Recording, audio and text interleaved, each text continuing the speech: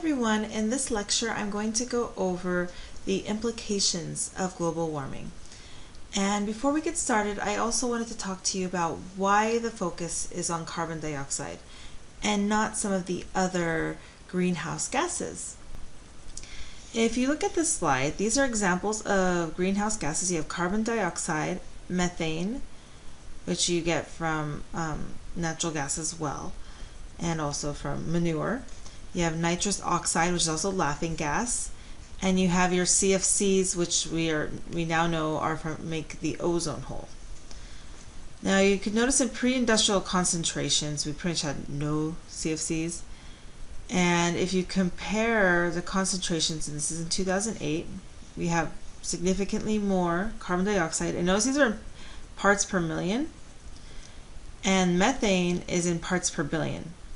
So we actually have a lot more carbon dioxide than we do methane. So the concentrations of carbon dioxide are much, much greater.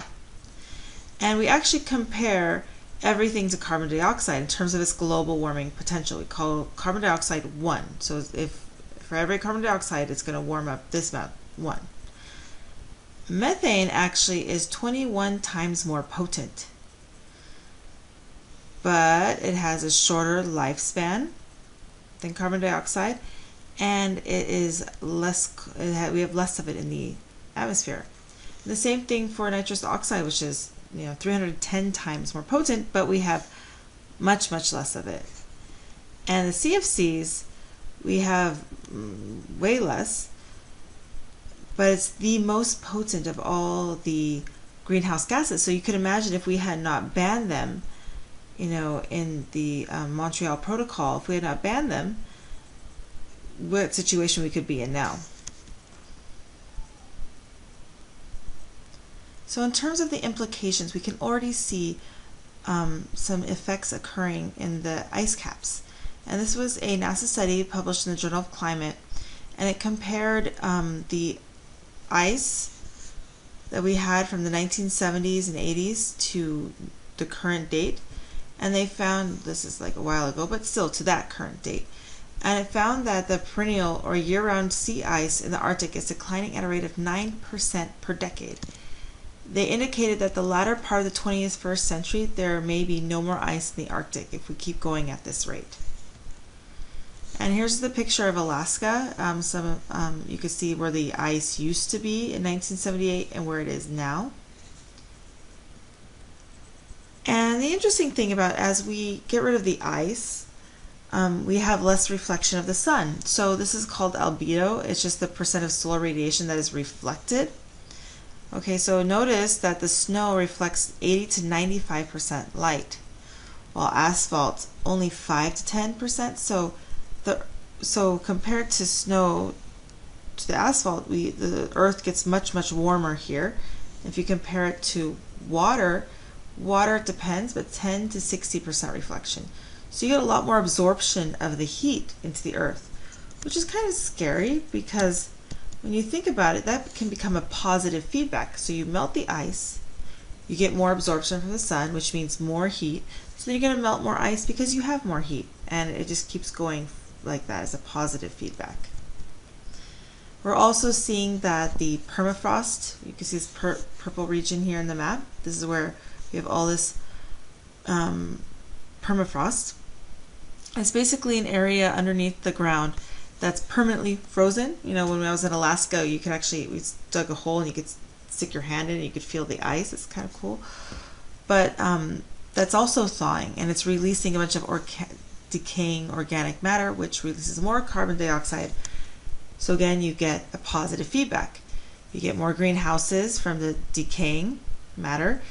So you're going to have sea levels rise, land erosion, sinking ground, landslides, and it's going to get warmer and melt more permafrost. We're already seeing impacts on the ocean. An increase in temperature is associated with a process called chloral bleaching. Basically, you get more carbon dioxide absorption by the ocean. That carbon dioxide reacts with the water, which gives you an acid, and it changes the salinity as well of the oceans. But what we're finding is this process is suppressing the immune system of the coral because the algae is no longer growing in them. And so these coral end up dying. And don't forget from the first lecture, we would also have increased sea levels.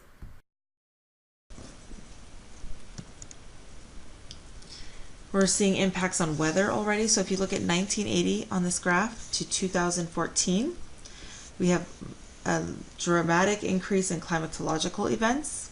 That's extreme temperatures, drought, forest fires. We also have a dramatic increase in hydrological events, flood, mass movement. You even see an increase in meteorological events, tropical, extratropical, local storms. One thing you don't see a change in is the geophysical events. Your earthquakes, volcanic activity, these aren't changing because they're in the earth. It has nothing to do with that carbon dioxide cycle. And because of these natural disasters, we're actually seeing an increase in price. And you're talking about billions of dollars, right? So, it's going to be expensive for our future, something to think about. We're already seeing impacts on crops. So we're the shifts in food growing areas, changes in crop yields, increased irrigation demands, which we see in California. We need more water to grow our food because we're not getting rain. You have increased pests, crop disease, weeds, and that also can all equate to mass starvation, which we're seeing in countries and places such as Darfur. Okay, and then this graph, you're just looking at the orange means just loss greater than 5%, and green means gain greater than 5%. And this is just based on corn. So you can see that there's a shift in where we would grow corn. So in the southern regions of the United States, they would no longer be able to grow corn as well. And actually in Canada, the northern parts of the North America, you'd be able to grow more corn, which is kind of strange.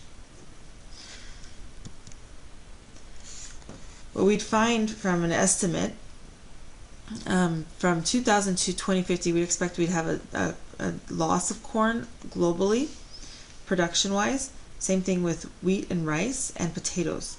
So overall, we'd actually produce less of all of the food. Even though they shift, we still would produce less. We are already seeing a shift in our maple trees. This is just a graph showing where our the future range of maple trees will be, where there's an overlap in the present range. We will also see impacts on health, and we will also see impacts on health. We are already seeing that with increases in natural disasters. So you're going to have deaths from the natural disasters, disruption of food supplies, more environmental refugees, increased migration, and there's also a mental health aspect of that from the floods, droughts, the extreme weather, food scarcity, and also in terms of just the human health, not just the mental health, but the human side, the body side of it. You would have decreased deaths from cold, so that's a great thing. You'd have increased deaths from heat and disease, disruption of food and water supplies, the spread of tropical diseases to temperate areas. So these mosquitoes will carry lots of diseases from areas they normally would not have been in. You'd have increased respiratory disease and pollen allergies, increased water pollution from coastal flooding, and increased formation of photochemical smog. And just to show you, dengue fever has increased 30-fold in the past 50 years. And that is actually spread through mosquitoes.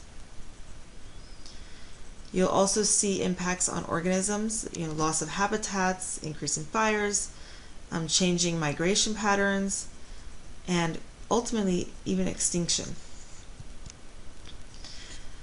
Globally, we have tried as a global community to try to prevent runaway global warming.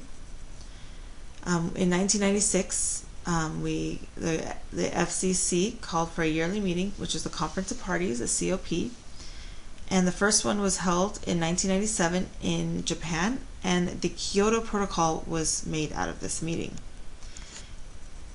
The IPCC was formed at this time, and there was goals made to basically reduce greenhouse gases and there was allowed to be trading of emission credits. So some countries who were emitting too much pollution could trade it with another place that wasn't emitting as much. That type of thing. Or actually vice backwards. It'd be the ones that were not emitting that much would trade credits. But anyway.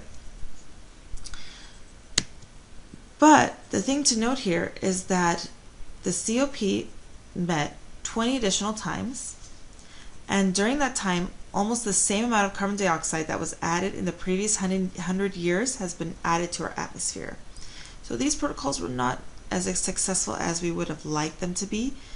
And the Kyoto Protocol, just to note, the USA did not ratify it. They did not sign the protocol, and China was not part of it. And these two countries are big emitters of carbon dioxide.